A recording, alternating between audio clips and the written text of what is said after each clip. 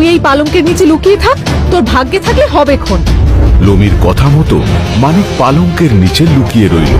সন্ধ্যার পর লোমাসুর বাড়িতে ফিরে এলে লোমি তাড়াতাড়ি পা ধোয়ার জল টল দিয়ে সোনার থালায় 100 পদ সাজিয়ে দিল। কষা মাংস নেই কেন?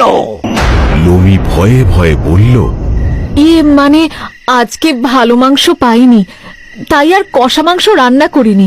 এখানে তো আরো পদ আছে, সেগুলো দিয়েই আজকে না হয় একটু কষ্ট করে খেয়ে নাও। আমি কথা দিচ্ছি কাল কষা মাংস ঠিক রাঁধবো। পাতে কষা মাংস নেই দেখে লোমাসুর বড্ড রেগে গেল। লোমার মেজাজটা বড়ই খিটখিটে, সবেতেই যেন দোষ ধরে। খাবার যখন মুখে তুলবে তখন না কুচিয়ে জোরে জোরে শ্বাস নিতে লাগলো। মানুষের গন্ধ কোত্থেকে এলো?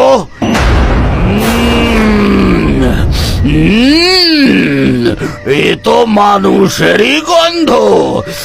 দে দে মানুষ দে, খাই। লোমাসুরের কথা শুনে পালঙ্কের নিচে লুকিয়ে থাকা মানিকের মুখ শুকিয়ে কাঠ হয়ে যায়। লোমির বুক ধড়াস ধড়াস করতে থাকে। ওরে বাবা, এবার কি হবে?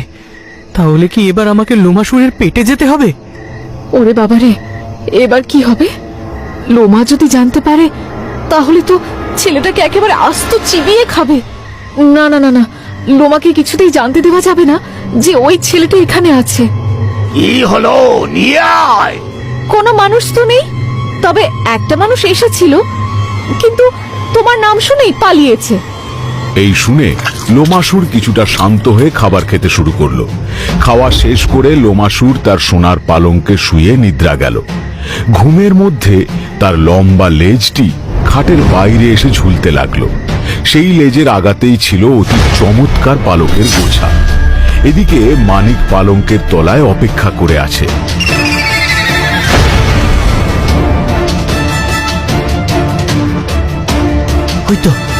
ওই তো লোমাসুরের লেজ ঝুলছে। এই সুযোগে আমাকে লেজের পালকের গোছাখানা কেটে ফেলতে হবে। এই বলে মানিক ক্যাচ করে এক গোছা পালক লোমাসুরের লেজ থেকে ছিঁড়ে ফেলে। লেজে টান পড়তেই লোমাসুর ব্যস্ত হয়ে উঠে পড়ল। লোমি, আমার লেজ যেন কে টানলো।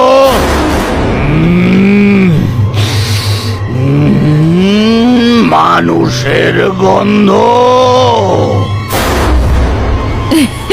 কি যে বলো, তোমার লেজ কে টানবে?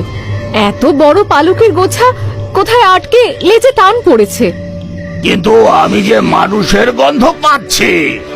মানুষ তো একটা এসেছিল বলছি, এ তারই গন্ধ। জানো, সেই মানুষটা কত কথা বলল। সেই কাদের বাড়ির লোহার সিন্দুকের চাবি হারিয়েছে, সেটা নাকি তুমি জানো?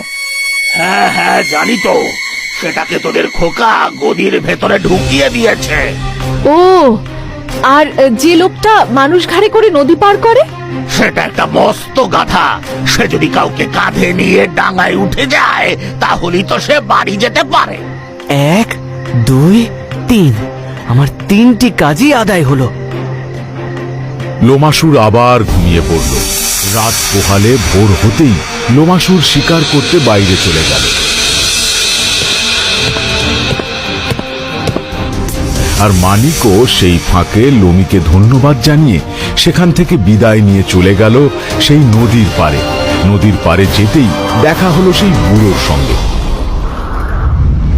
ও, তুমি ফিরে এসেছ?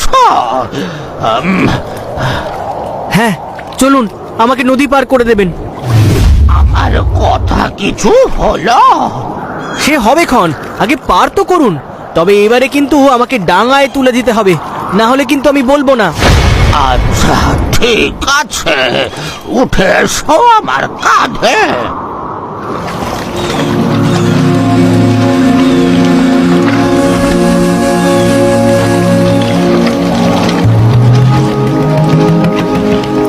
বুড়ো মানিককে কাঁধে তুলে নদী পার করতে লাগলো আর ধীরে ধীরে ডাঙায় উঠে গেল। ধন্যবাদ, এবার আমি আসি। লোমাসুর কি বললো সেটা তো বললে না। লোমাসুর বলল তুমি যদি কাউকে কাঁধে নিয়ে একবার ডাঙায় উঠে যাও তাহলে তুমি বাড়ি ফিরে যেতে পারবে। তার মানে আমি এখন বাড়ি ফিরে যেতে পারবো?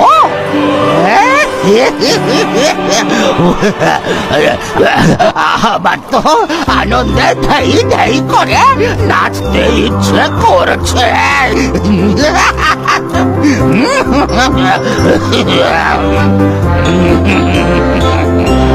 তুমি নাচো আর আমি যাই। এই বলে মানিক সেখান থেকে চলে যায়।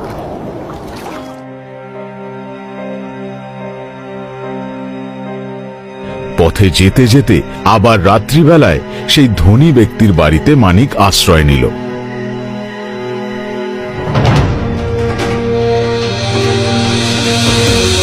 তুমি এসেছো, আমরা খুব খুশি হয়েছি।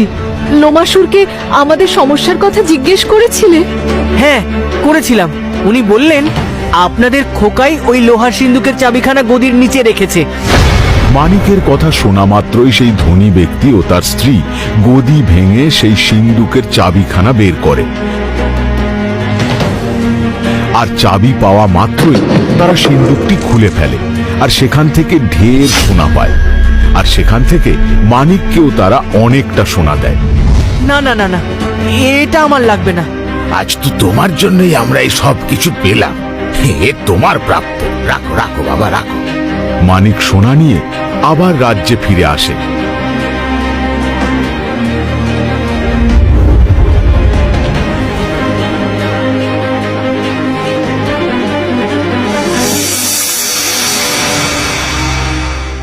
এই নিন মহারাজ, আপনার সাধের লোমাসুরের লেজের পালক। মহারাজ তো লোমাসুরের পালক পেয়ে অবাক হয়ে যায়।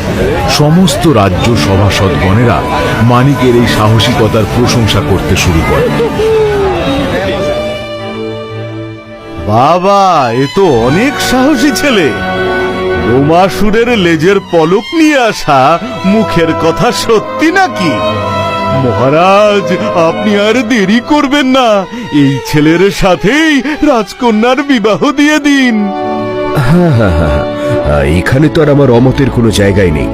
তুমি তোমার যোগ্যতার প্রমাণ দিয়েছ, আর তোমার কাছে এখন যথেষ্ট মণিমাণিক্য আছে, তাই রাজকন্যার সাথে তোমার বিবাহ দিতে আমি প্রস্তুত। মহারাজ উদয় প্রতাপ রাজকন্যার সঙ্গে মানিকের বিবাহ দিতে রাজি হয়ে যায়। এরপর খুব ধুমধাম করে রাজকন্যার সঙ্গে মানিকের বিবাহ সম্পন্ন হয়। তারপর কি হলো? তারপর আর কি, মানিকের কাছে এত মণিমাণিক্য ছিল যে সে সেগুলো নিয়ে রাজকন্যার সাথে পরম সুখে দিন কাটাতে লাগলো। আর মানিকের কাহিনী এখানেই শেষ হলো।